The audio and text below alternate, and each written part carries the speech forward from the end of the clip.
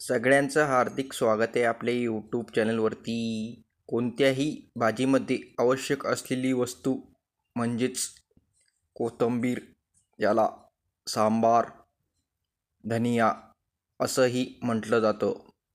ही अशा प्रकारची धनियाला बी येत असतं व जे बी परिपक्व झाल्यानंतर, सुकल्यानंतर, वाळल्यानंतर आपण त्याची काढणी करून नवीन जी धनियाची झाडे असतात छोटी छोटी ती उगवण्यासाठी या बीजाचा उपयोग करीत असतो.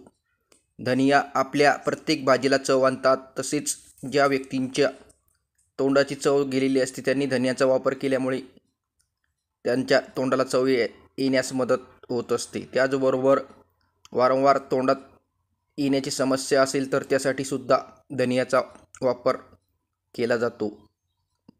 गायींमधील जो खुरकूत आहे, तोंडाचा खुरकूत आहे, त्यासाठी सुद्धा धनियाचा वापर या ठिकाणी केला जातो. आपण धनियाचे पौधे त्यांना खायला द्यायचे, म्हणजेच गाईचं तोंड बरं होण्यास मदत या ठिकाणी होत असते. हा व्हिडिओ बघितल्याबद्दल धन्यवाद.